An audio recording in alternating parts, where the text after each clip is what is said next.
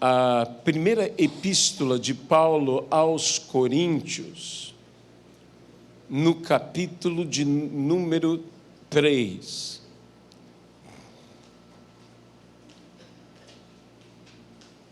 Diz o apóstolo Paulo: eu, porém, irmãos, não vos pude falar como a espirituais, e sim como a carnais, como a crianças em Cristo.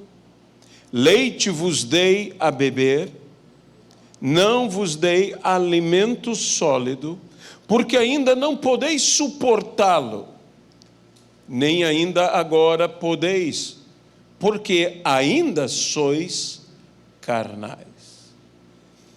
Senhor, abençoa a Tua palavra em nossas vidas, guarda-nos, protege-nos e orienta-nos, guia-nos. E, Senhor, que nós possamos viver o processo de amadurecimento em Cristo Jesus. Porque não apenas é importante que o fruto surja, mas como a Tua palavra diz, até que o fruto seja maduro. No nome de Jesus Cristo. Amém e amém. Jesus falando do processo do crescimento, quando se semeia, Jesus diz que surge a relva, da relva surge a espiga, na espiga o fruto maduro. E então se colhe. A única forma de se colher é esperar o amadurecimento pleno, completo. Sei que em nossos dias, em muitos lugares, pelo transporte que se faz a longas regiões, muitos frutos são colhidos imaturos. São frutos que nós chamamos ainda verdes, não maduros. Mas se você já teve a experiência desagradável de provar um fruto ainda verde, sabe quão decepcionante é quando você experimenta e espera, às vezes, uma doçura, um certo sabor daquele fruto, e você sente algo que diz: isso não está bom. Isso não está bom. Nos nossos dias, muito nos preocupamos, e creio que se você ama a Igreja de Cristo, você igualmente deve se preocupar com estas coisas, porque notamos na Igreja de Cristo um comportamento, às vezes, inadequado. De onde vem esse comportamento inadequado? Vem da imaturidade. E como crianças imaturas, somos dados a sermos influenciados e mesmo estarmos dispersos, distraídos por tantas coisas. Mas os maduros não são assim. O apóstolo Paulo, portanto, diz: eu queria me dirigir a vocês, falar com vocês, como a espirituais, como a maduros, mas eu não pude falar desta forma com vocês, porque sois carnais. A carnalidade é um traço da imaturidade na vida espiritual. Quanto mais imaturos somos, mais carnais somos, apesar de salvos. Apesar de salvos.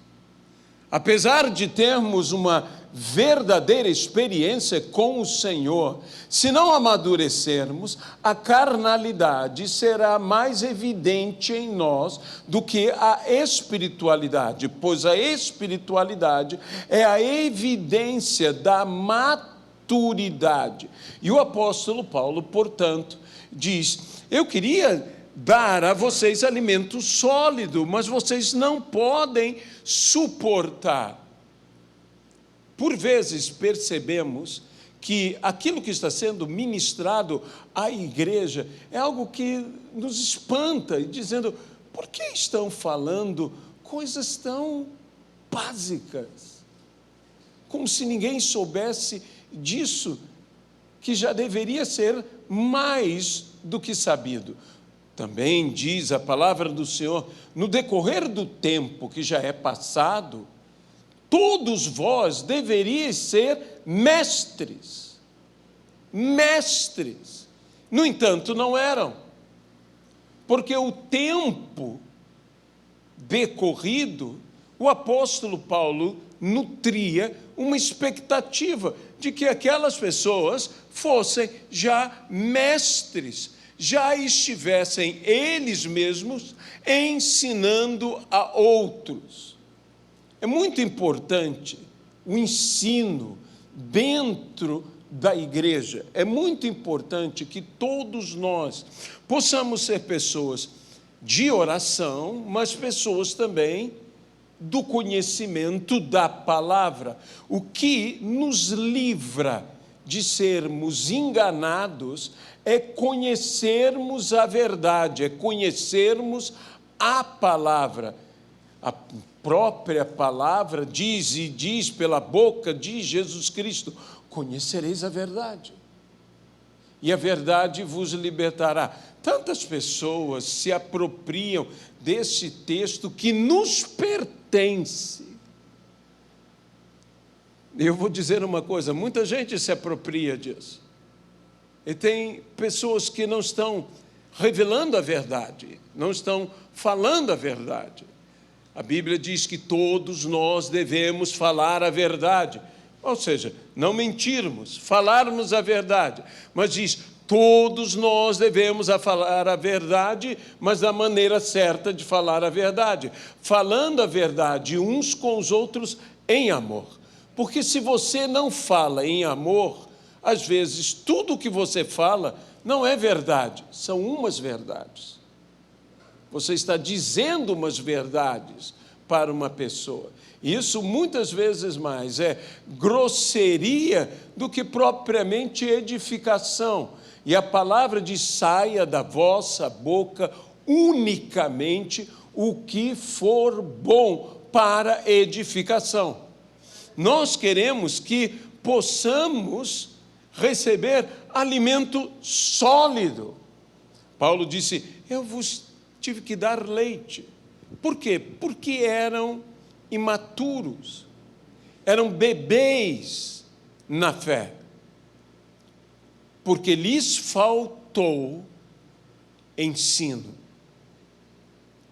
ou lhes faltou dar ouvidos ao ensino.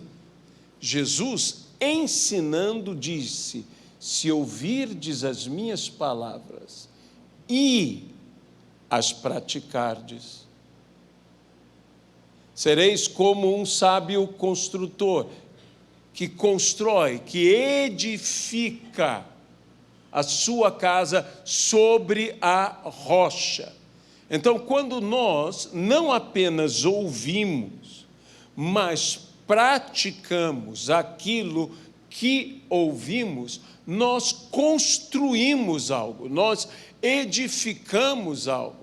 E então solidificamos algo, porque Deus nos dá palavras para que nós usemos estas palavras como o material da construção de nossa própria vida.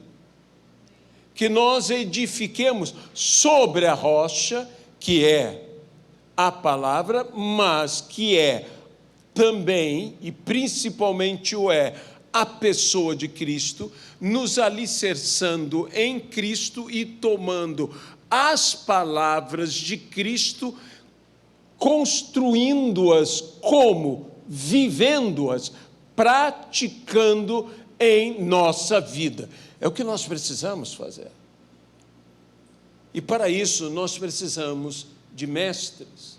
A palavra mestre, que está relacionada a um dos dons do Espírito Santo que concede à igreja de Cristo, a fim de que a igreja seja edificada em amor, pela justa cooperação de cada parte.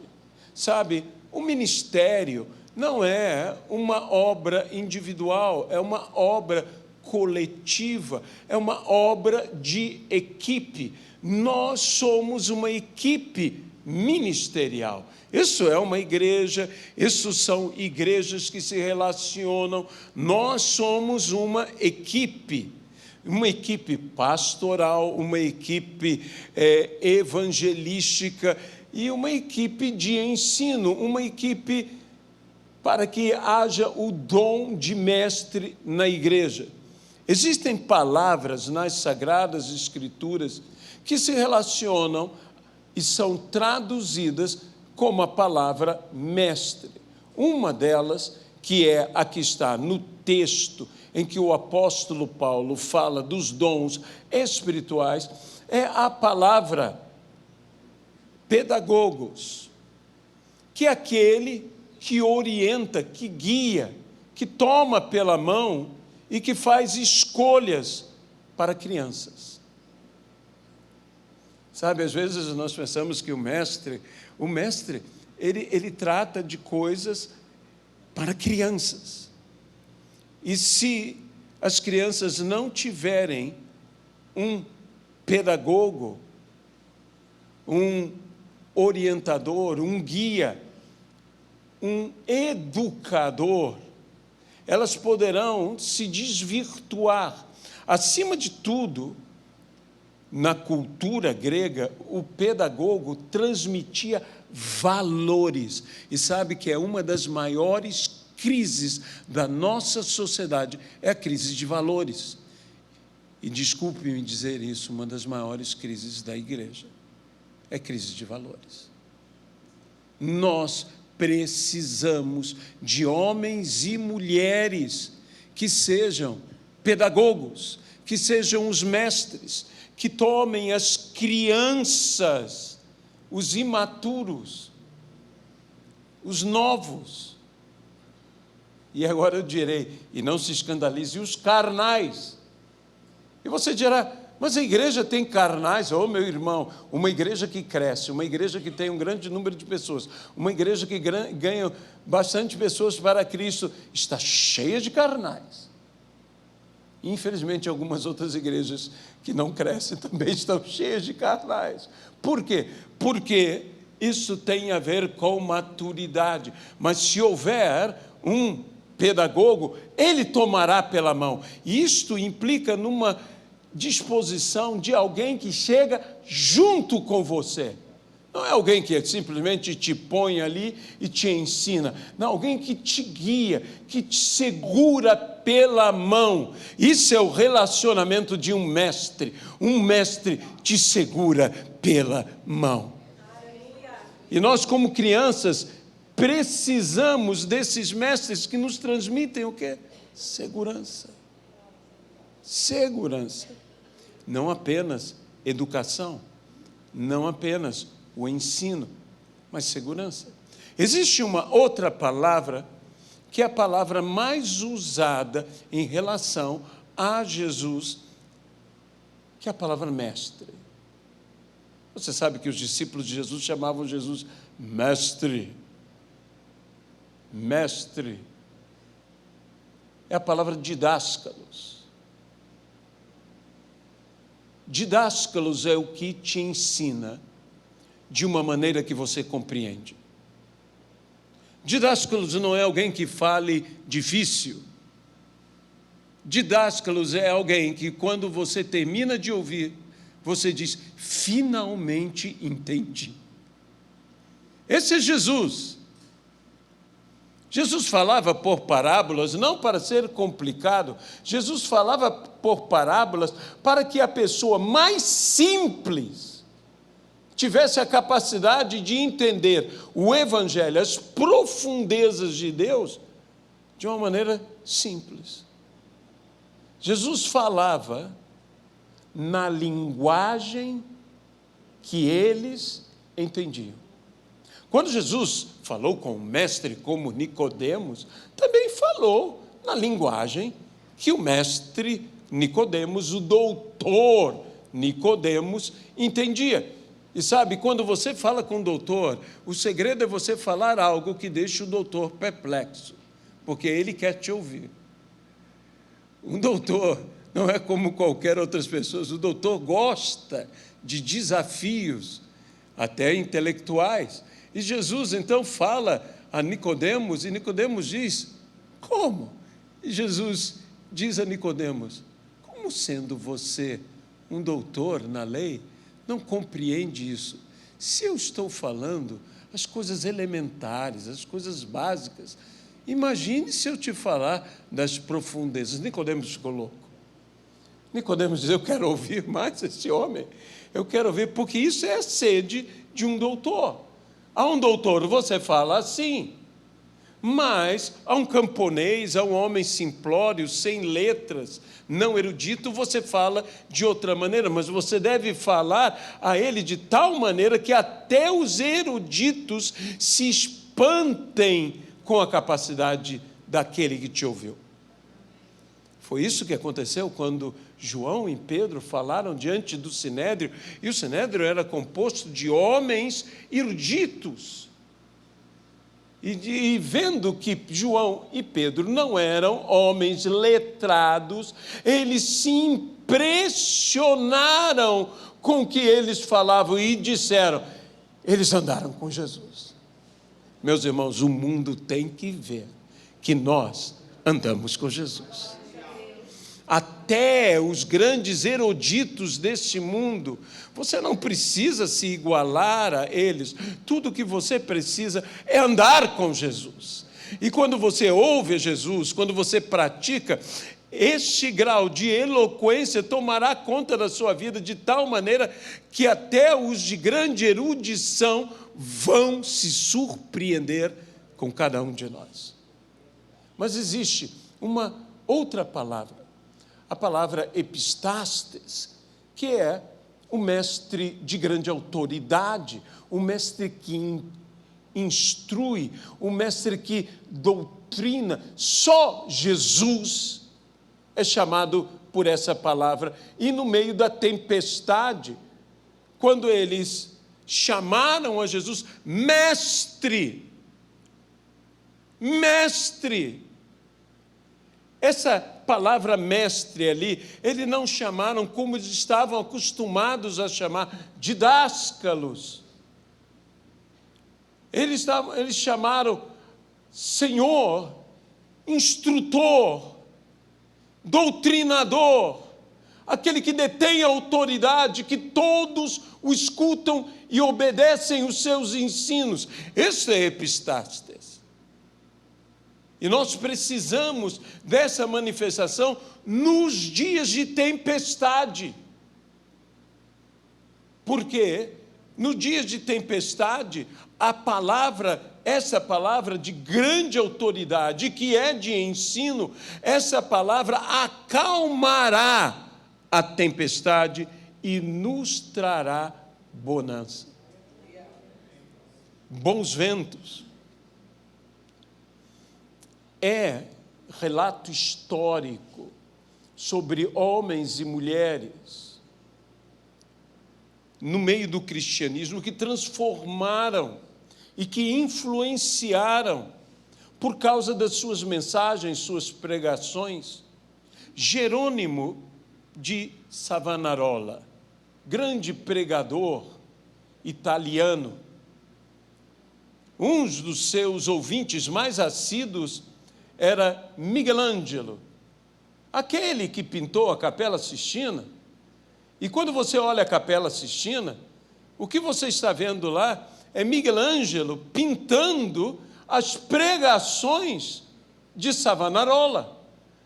E todos que se surpreenderam, dizendo: meu Deus, como ele conhece.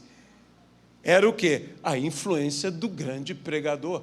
Durante o ministério de Savonarola, nem o famoso Carnaval de Veneza conseguia alguma coisa. Era praticamente parado. Não foi sem motivo que esse homem acabou sendo um mártir, porque suas mensagens eram poderosas e transformavam vidas. Sabe, o grande pregador reformista Calvino, ele foi chamado para estar em Genebra. O que era Genebra? Era uma cidade que, quando Calvino vai a ela, era conhecida pelo seu cheiro desagradável.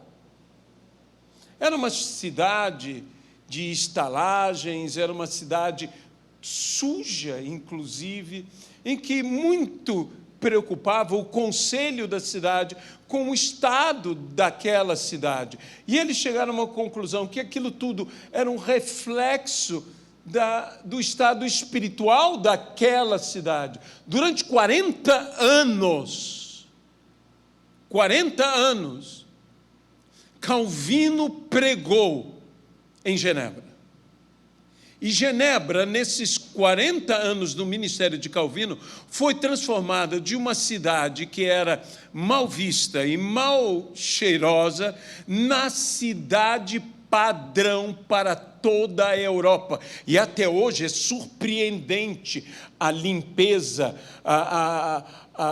vamos dizer, a excelência do que é Genebra, mas tudo foram por valores da mensagem. Isto é um epitastes, é um instrutor, um doutrinador. Ele cria uma mentalidade, ele muda as condições ao seu redor. A cidade foi transformada. Me diga uma coisa, se nós não precisamos de gente assim.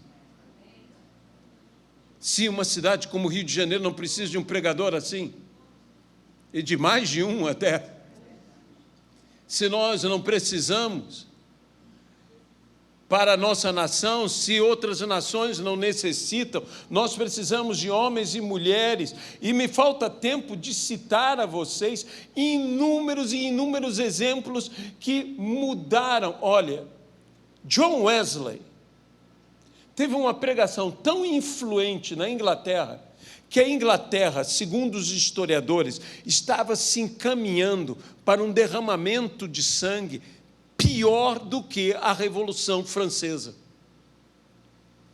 Mas tamanho foi o impacto do pregador de rua, John Wesley, porque as igrejas, muitas igrejas, lhe vetaram o púlpito. E John Wesley simplesmente fez da rua o seu púlpito, e ele pregou nas ruas. E o que aconteceu? Quem tinha que ouvir, ouviu, e mudou. E mudou. Não foi apenas uma obra de John Wesley. George Whitefield, o grande avivalista, estava junto, era o melhor amigo de John Wesley, também um pregador de multidões, também um pregador pelas ruas. Mas o Wesley foi praticamente expulso dos púlpitos. Porém, ele transformou o destino da sua nação nas ruas. E tal foi a influência de John Wesley, que os filólogos, os estudiosos da língua, e obviamente da língua inglesa, dizem que John Wesley mudou para sempre a língua inglesa. A mensagem de John Wesley tornou o que nós chamamos do inglês moderno, que obviamente teve outras evoluções, mas afetou.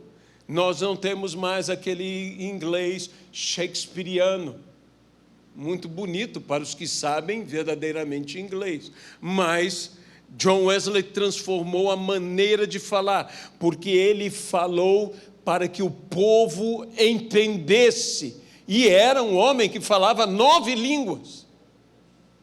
Então ele era uma capacidade intelectual, mas falou para o simples, falou para o camponês, falou para o operário, falou para o ferreiro, falou para todos, falou para reis, falou para nobres. Por quê? Porque transmitiu o evangelho do reino de Deus. E nós precisamos desses pregadores no nosso meio.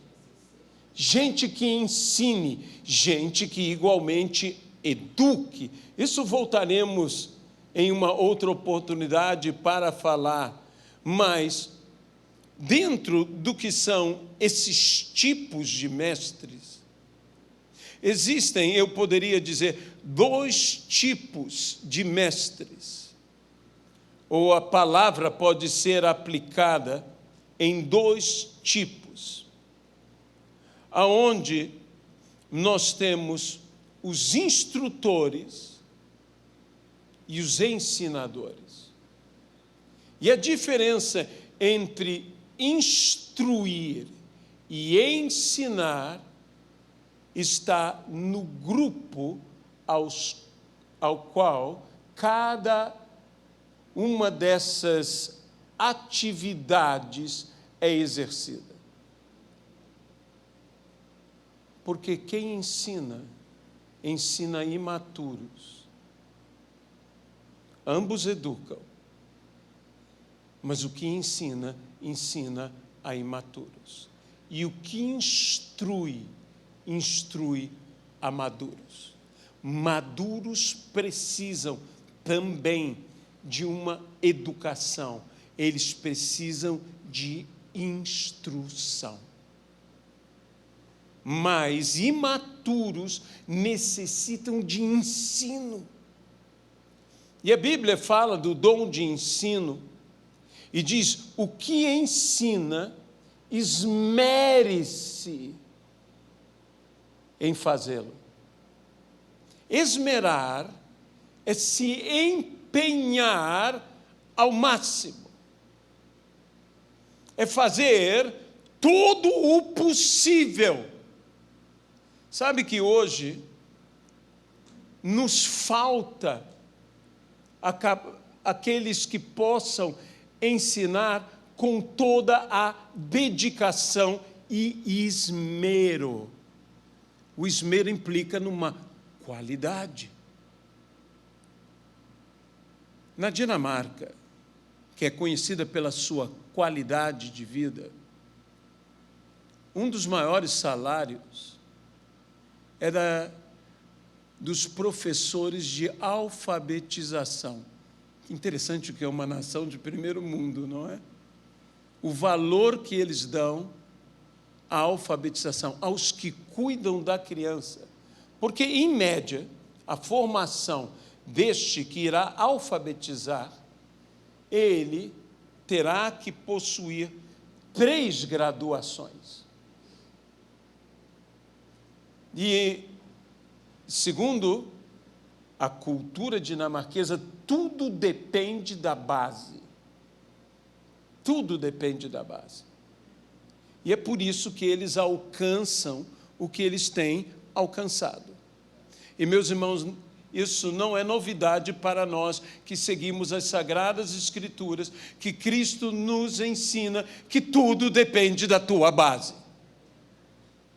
E que nós deveríamos nos dedicar e dedicar com esmero ao ministério de ensinar, a ensinar novos convertidos e, acima de tudo, a ensinar crianças. Toda criança que, como eu, nasceu na igreja e teve o privilégio de participar da escola bíblica dominical, sabe muito bem que não é qualquer coisa que este adulto aceitará.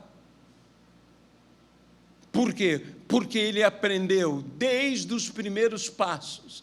Ele aprendeu lá no meu tempo, que hoje já com a minha idade eu já posso falar, no meu tempo. Não é? Isso é algo típico de quem já tem mais idade. Nos meus dias, no meu tempo, eu me lembro, não era assim. No meu tempo nós tínhamos o famoso flanelógrafo, que ainda se usa em muitos lugares. E como eu aprendi com flanelógrafo, como eu vi com flanelógrafo, como eu aprendi todas as histórias bíblicas com flanelógrafo, como eu aprendi a amar as Escrituras e a querer ouvir cada vez mais da palavra de Deus.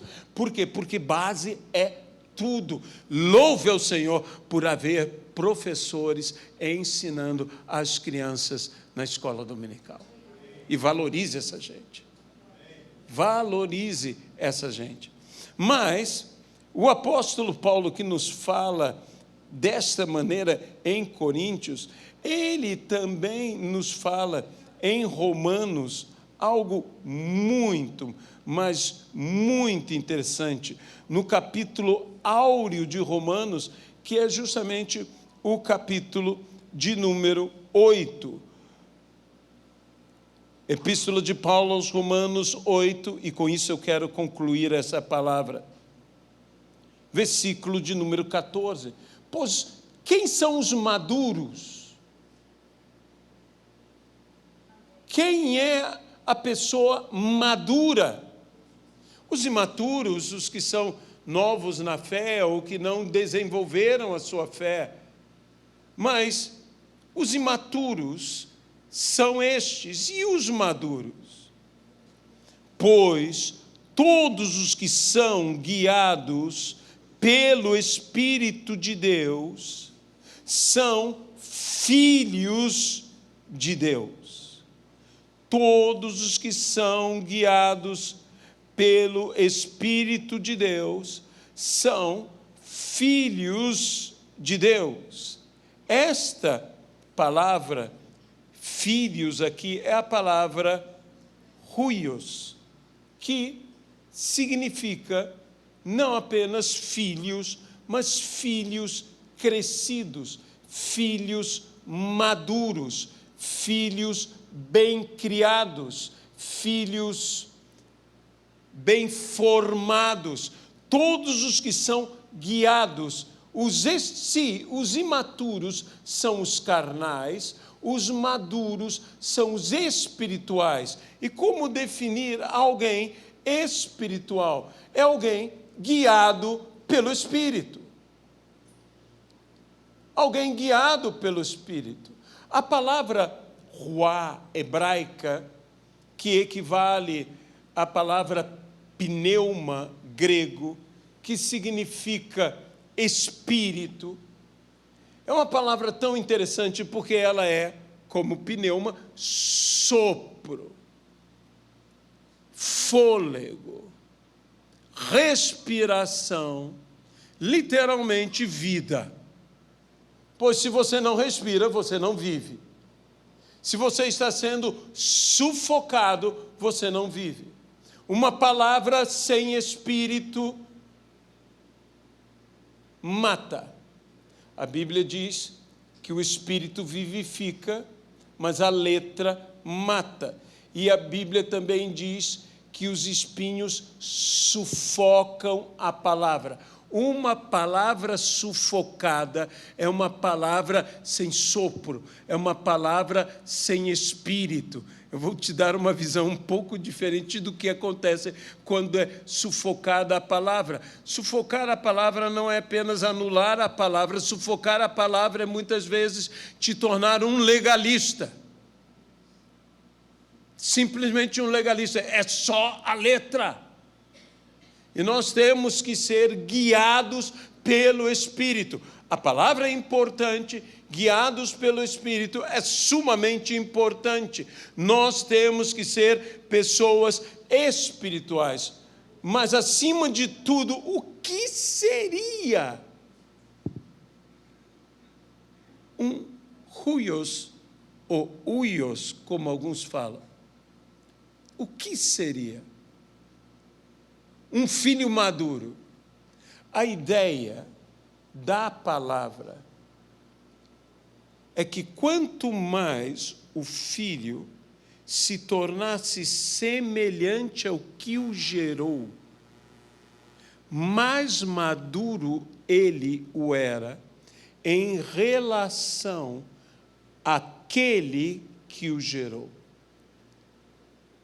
Então, nossa maturidade está ligada à nossa semelhança com Jesus, até que todos cheguemos à perfeita estatura, à imagem e semelhança de Jesus Cristo. Isso é ser maduro.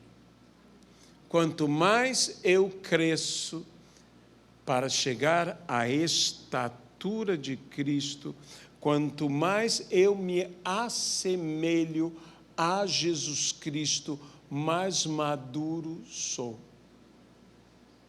Sabe, um livro que me perturbou muito na minha adolescência foi Em Seus Passos, o que faria Jesus. Esse livro me perturbou demais, porque eu era um adolescente, como todo adolescente, eu era problemático, porque adolescentes são problemáticos.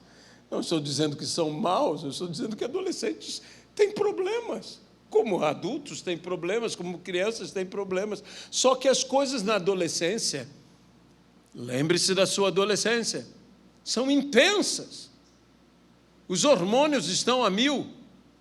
Tudo em você tem uma intensidade diferente do que há numa criança e diferente do que há no adulto. Em você, você sente muito mais. O adolescente, às vezes, parece alguém aloprado, porque adolescentes são adolescentes. E você, como eu sempre digo, você não pode esperar de uma criança que uma criança tenha um comportamento de adulto. Uma criança pode ser educada, pode ser disciplinada, mas uma criança é uma criança. E o que faz uma criança? Criancices. E o que faz um adolescente? Loucuras. Adolescice seria algo, inventando uma palavra. Eles fazem adolescices, que só eles fazem. Por quê? Porque eles estão vivendo o momento deles. E eu me lembro muito bem de ler esse, e a pergunta que termina com o livro: o que Jesus faria no meu lugar? O que eu tenho que fazer? Jesus faria assim, eu faria assim. E eu comecei a descobrir que eu fazia tudo errado. Eu falei: Jesus não faria isso, mas eu já fiz. Isso me dava uma crise enorme. E, confessando a você, ainda me dá uma grande crise.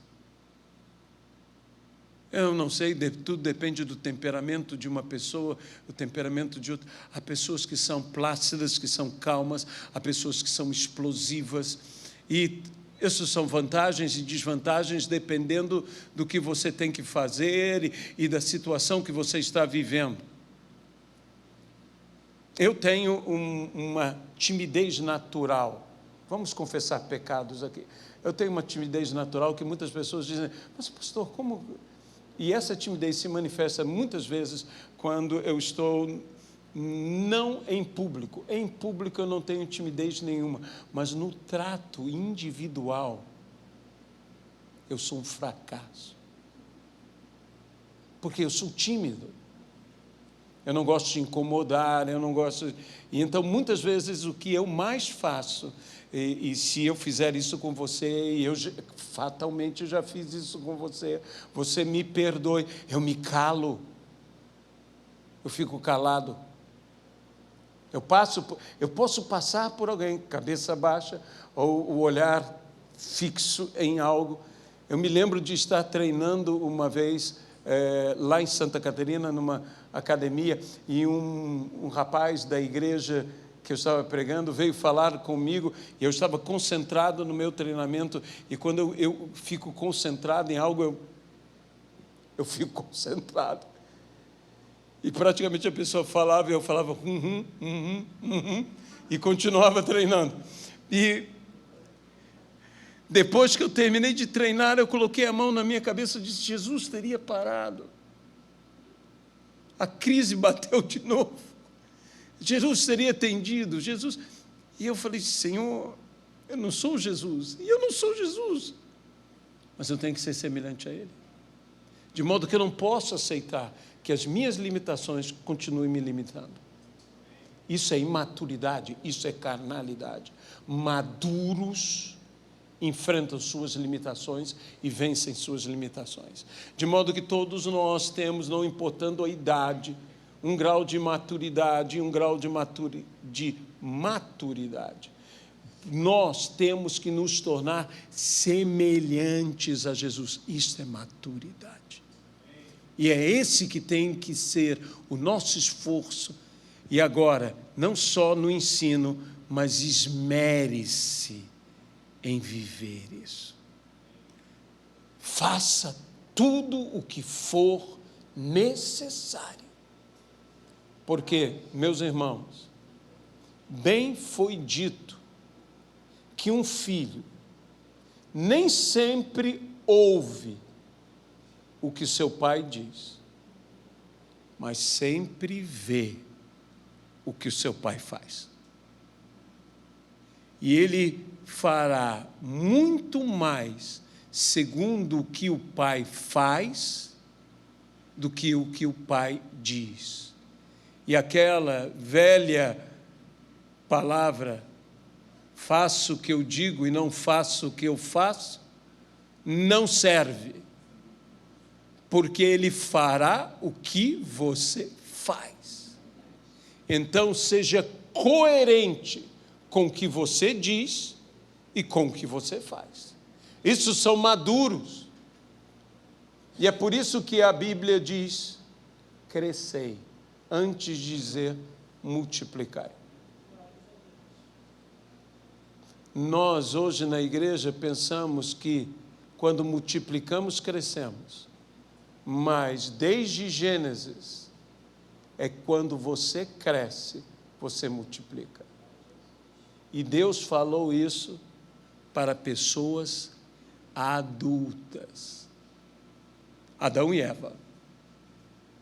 Esses não tiveram infância, porque começaram adultos. Na infância da humanidade, começaram adultos. E Deus disse para eles, cresçam. E olha, eu vou dizer uma coisa, Deus está dizendo para uma igreja de adultos, cresçam. Amadureçam. Sejam filhos maduros. Sejam parecidos com o seu Pai. Filhos de um maravilhoso Pai. O que você espera? Que sejam maravilhosos filhos. Amém? Amém? Senhor nosso Deus, nós entregamos esta palavra e te pedimos que o Senhor vá além do que nós estamos falando. Que o Senhor produza em nós esta maturidade, que possamos ser pessoas guiadas pelo Teu Espírito, movidas pelo Espírito Santo, pessoas espirituais, pois todo que é nascido do Espírito é como Espírito, se move como Espírito. Senhor, o Espírito se move para onde Ele quer. Que nós obedeçamos a Tua vontade, que nós, como espirituais, sejamos sujeitos à Tua vontade, movidos pelo Teu Espírito. É o que nós oramos. E desde já, nós Te agradecemos, no nome de Jesus Cristo. A palavra do Senhor nos diz